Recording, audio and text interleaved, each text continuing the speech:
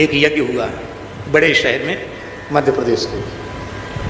नाम जानना चाहोगे तो नाम भी बता सकते हैं, लेकिन अच्छा नहीं लगेगा नाम बताने से। तो हमारे पास कुछ विद्यार्थी पढ़ते थे। उस समय हम कथा कहने नहीं जाते थे, पढ़ना पढ़ाना बस यही काम था, सवेरे से शाम तक। और पढ़ने पढ़ाने से बड़ा लाभ होता है। ग्रंथ लगता है पढ़ने पढ़ाने से, कथा कहने से ग्रंथ नहीं लगता। ग्रंथ लगा लगाया भी भूल जाता है, पढ़ने पढ़ाने से बहुत लाभ होता है। प्रातःकाल वेद पढ़ाते, फिर व्याकरण पढ़ाते, फिर थोड़ा तर्क संग्रह, न्याय सिद्धांत मुक्तावली आदि कुछ पढ़ाते, फिर शाम को भागवत जी, फिर वाल्मीकि रामायण, और अंत में साधुओं की पढ़ाई होती थी भक्तमाल, हिंदी का ग्रंथ, शाम के समय भक्तमाल। तो खाक चौक में रहते तो सवेरे से लेके शाम तक पढ़ाना पढ़ाना ही रहता, बहुत अच्छा समय व्यतीत होता। तो एक विद्यार्थी थे,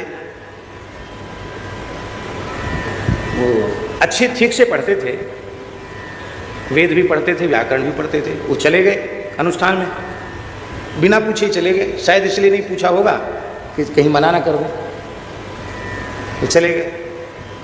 फिर आए तो हमने उनसे पूछा कि अरे पंडित जी आप कहाँ गए थे? कहीं चले गए थे बाहर? बोले हाँ गुरुजी, एक यज्ञ में चले गए थे। बोले हमने आपसे पूछा नहीं, क्योंकि हमारी बड़ी इच्छा थी यज्ञ में जाने की, तो फिर हम संकोच के हमारे पूछा नहीं, चले गए। तो हमने सहज ही पूछा कि क्या दक्षिणा मिली?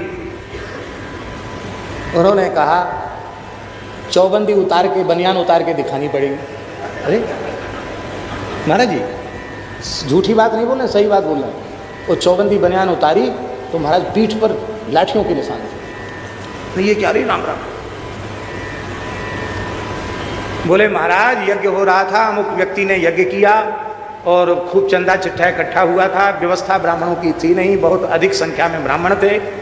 और अंत में ये हुआ कि पता नहीं कोई, उन्होंने कहा वो रसीद कट्टों में आग लगी। तरह तरह के बहाने होते हैं, पैसे का कोई हिसाब किताब नहीं। और ब्राह्मणों ने देखा ना तो खाने रहने की ठीक से व्यवस्था है, वो दक्षिणा भी कहाँ मिलेगी। वो करने वाली कमेटी कह रही कि हमारे पास सब कुछ नहीं है, सब खत्म हो गया, सब पैसा जल गया, ये जल गया, वो जल गया, रसीद कट्टा भी जल गया। जला हो चाहे न जला हो, भगवान जाने। तो ब्राह्मणों ने यूनियन बनाई और वो हल्ला मचाने लगे। ज़्यादा संख्या में थे ना, तो तुरंत यूनियन बन गई उनकी। और बोले हम लोग, बोले हम भी उसमें सम्मिलित थे, सबके साथ अलग कहाँ जा सकते। यज्ञ नहीं यह धंधा है, बाबा नहीं यह गुंडा है। इस तरह से हम लोगों ने नारेबाजी करना शुरू किया। तो बाबा जी बड़े प्रभावशाली थे, उनका तो दोष नहीं था, दोष तो कमेटी वालों का ही ज़्यादा था, बाबा जी के हाथ में कुछ नहीं था।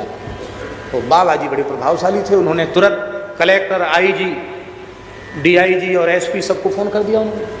अब आ गई पुलिस, पुलिस अब आग लगा देंगे, उत्पात की आशंका है, बहुत लोग हो जाए। तो दे डंडा, बोले पुलिस नहीं दक्षिणा दी महाराज।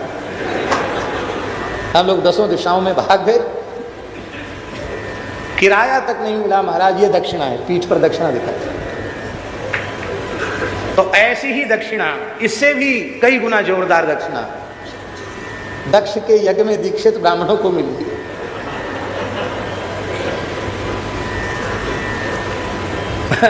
हंसने के लिए नहीं बोल रहे, क्रिया में कहीं दोष नहीं है, मंत्रोच्चार में दोष नहीं, क्रिया में दोष नहीं, यज्ञ के अंग उपांग उपकरणों में दोष नहीं, पर एक बड़ा भारी दोष है, वो ये उस यज्ञ का उद्देश्य जो है वो अपवित्र है। कर्म पवित्र है या अपवित्र है, इसका निर्धारण कैसे हो, उसका उद्देश्य क्या है, इसका विचार करें। था तो यज्ञ, पर उसका उद्देश्य था भगवान शिव का तिरस्कार, भगवान शिव को यज्ञ भाग से बहिष्कृत करना। तो भैया भले ही माला फेरना अच्छा काम है, पर किसी को नीचा दिखाने के लिए आप माला फेरते हो तो माला फेर के भी नरक जाओगे। मारण मोहन वशीकरण उच्चाटन स्तंभन माला से कर रहे हो तो नरक जाना पड़ेगा। एक स्वामी जी आते थे बरुआ सागर में, हमने देखा है उनको, सन्यासी महात्मा थे, एक हाथ उनका कटा हुआ था और हमेशा श्री राम जय जय राम ये कीर्तन करते रहते थे। गुस्सा बहुत था उन्हें, इसलिए उनसे कोई बात नहीं करता था जल्दी। स्वामी जी उनका आदर करते थे, उनको कमरा दे देते रहो, और अपने आप सेवा में भी लगे रहते थे, झाड़ू लगाना एक हाथ से ही, और गौशाला में कुछ न कुछ करते रहना, क्रियाशील। और श्री राम जय राम जय जय राम। तो पानी बरस रहा था और हनुमान जी के मंदिर के सामने वो बरंडा में बैठे थे, हम भी बैठे थे। तो हमने उनसे एक प्रश्न किया, वो हमारे ऊपर बड़े प्रसन्न रहते थे। तो हमने उनसे पूछा, स्वामी जी आप हमेशा श्री राम जय राम करते हो, इसमें कोई रहस्य है क्या? तो हमसे बोले, बालक भगवान आप बड़े निर्मल हृदय के हो, आपने पूछा है तो मैं अपने जीवन की घटना सुनाता हूँ। हमने बताइए। उन्होंने कहा कि मैं भगवती बगलामुखी का सिद्ध उपासक था और तंत्र मार्ग में हमने बहुत अच्छी स्थिति प्राप्त की थी, पर सन्यासी होकर भी हम मारण मोहन के चक्कर में पड़ गए।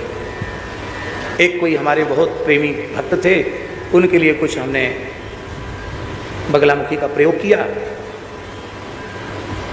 और अनेकों बार हमें एकदम प्रत्यक्ष अनुभूति हो चुकी थी, मतलब ऐसी अनुभूति मैंने कार्य पूरा हो गया ऐसा। लेकिन पता नहीं क्या हुआ, हम खुद अब तक नहीं समझ पाए।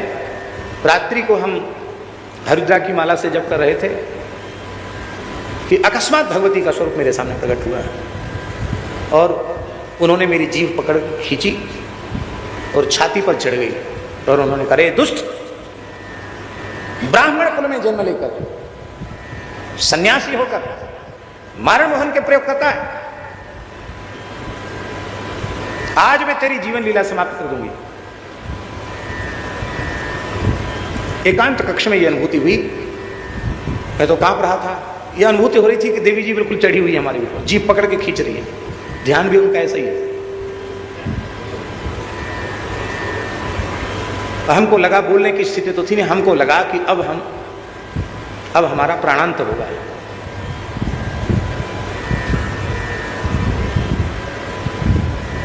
तो मैंने मन ही मन भगवती से कहा कि जगदम्बा, अब तो जो गलती बनी सो बनी, अब हम कोई सकाम निष्काम किसी तरह का अनुष्ठान हम नहीं करेंगे। आप अब की बार हमें जीवन दान दें, प्राण दान दें और हमको बतावें कि हम क्या करें। ये बात मेरे मन में आई। मन में आते ही मैं बोल तो सकता नहीं था, पर मेरे मन में आई। उसी समय भगवती का शब्द सुनाई पड़ा, अब सब काम छोड़कर केवल श्री राम जय राम कर। और कहते कि मैं बाद में, थोड़ी देर बाद मुझे होश आया। कई दिन तक बीमार रहा। उसके बाद किसी मठ में थे वो, बोले हमने मठ भी छोड़ दिया, सब चेला चेली शिष्य परिकर सब छोड़ दिया, अब मैं उन्मुक्त भाव से विचरता हूँ। और मैंने कहा महाराज आपसे लोग डरते हैं? बोले हाँ, वो तो मैं जानबूझ के ऐसा नाटक करता हूँ कि लोग हमारे पास नहीं आए, नहीं तो लोग घेरे रहेंगे, इसलिए अपना गुस्सा का नाटक करता हूँ, श्री राम जय राम करता रहता हूँ।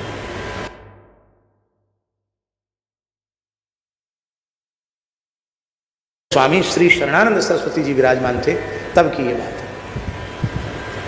हमें स्मरण नहीं कि इस घटना को हमने कभी सत्संग में सुनाया हो सकता सुनाया हो कभी, पता नहीं, लेकिन आज हम उसको निवेदन कर रहे हैं। देवी देवता भी जब अपने उपासक पर विशेष कृपा करते हैं, करुणा करते हैं, तो भगवान की शरणागति का उपदेश देते हैं, भगवान के भजन में लगाते हैं, क्योंकि अकामः सर्व कामो वा मोक्ष कामो दारधि तीव्रेण भक्ति योगेन यजेत पुरुषं। एक महात्मा के जीवन की अनुभूति, क्या कहना। तो दक्ष का यज्ञ पूर्ण नहीं होगा, इसलिए कर्म भी विहित कर्म, शास्त्रीय कर्म हो और उस कर्म का उद्देश्य भी पवित्र हो, नहीं तो तुम चाहे जितने बड़े बने रहो, तुम्हारा धर्माचरण सफल होगा नहीं। अर्थ का प्रकरण है ध्रुव जी का चरित्र। अर्थ अनर्थ की जड़ है, पर भगवान का दिया हुआ अर्थ अनर्थ की जड़ नहीं है। भगवान ने कहा 36,000 वर्ष तक का तुम्हारा राज्य होगा और इसके बाद ततो गंतासि मत्स्थानम सर्वलोक नमस्कृतम उपरिष्टाद ऋषिभ्यस्तम यतो नावर्तते गतः। इसके बाद तुम भगवान के परम धाम में जाओगे, मेरे धाम में आओगे, जहां जाकर लौटना नहीं पड़ता है। काल के सिर पर पैर रखकर ध्रुव जी भगवान के धाम को गए। ये अर्थ प्रकरण है। काम प्रकरण है पृथु जी का चरित्र। ये हम श्रीधर स्वामी जी का भाव निवेदित कर रहे हैं, श्रीधरी टीका का। पृथु जी का चरित्र काम प्रकरण है। पृथु जी सब कुछ गौ स्वरूपा पृथ्वी के दोहन से प्राप्त करते हैं, कामनाओं की पूर्ति गो स्वरूपा धरित्री से, धरती माता से होती है, पर यज्ञादि करते हैं, सब का संकल्पों की पूर्ति उसी से होती है। और मोक्ष का प्रकरण है प्राचीन वरही और नारद जी का संवाद, पुरंजन उपाख्यान, ये मोक्ष का प्रकरण है। भैया संसार चक्र से छुड़ाने वाला जो तत्व है उसी को सद्गुरु कहते हैं। इसलिए जहां जिसका समर्पण है, जहां जिस परंपरा में सद्गुरु को आपने श्रद्धापूर्वक स्वीकार किया है, वहीं अपना संपूर्ण समर्पण कर दीजिए। बहुत से लोग बदलते रहते हैं, थोड़े दिन अमुक संप्रदाय में रहे, थोड़े दिन अमुक में, थोड़े दिन में अमुक में, सब जगह घूम फिर के आते हैं, सबका जायजा लेते हैं कौन कैसा है। कुछ नहीं, यदि एक जगह आपको कुछ नहीं मिला तो अनेक जगह भटकने पर भी आपको कुछ नहीं मिलने वाला है, केवल अपराध हाथ लगेगा, कुछ नहीं मिलेगा। गैया के 4 थने शास्त्री जी, दूध 4 तरह का नहीं है, दूध एक जैसा ही है। सभी भक्ति के आचार्य जीवों का परम कल्याण का मार्ग दिखा रहे हैं। आपको जहाँ से जो वस्तु मिली है वहाँ से आप प्रेम से ग्रहण करके श्रद्धा निष्ठापूर्वक वहीं से आगे बढ़ जाएं। एक ही नाम से सब कुछ मिल जाएगा, जो भाव, जो रस, जो आप चाहोगे सब वहीं से मिल जाएगा। भटकने की जरूरत नहीं है, क्योंकि भगवत तत्व जहाँ भी है वो टुकड़े टुकड़े में नहीं है, वो जहाँ भी है वहाँ परिपूर्ण रूप में है, सब कुछ मिल जाएगा एक जगह से। गुरु के बिना भवचक्र से छुटकारा नहीं होता, और भगवत प्राप्ति के पथ के जो प्रदर्शक हैं उन्हीं को गुरु कहते हैं। आदि शंकराचार्य जी ने प्रश्नोत्तरी में क्या कहा? को वा गुरु यो ही हितोपदेष्टा शिष्यस्तु को वा गुरु भक्त है। जो गुरु भक्त है वही शिष्य है, और जो भगवत प्राप्ति की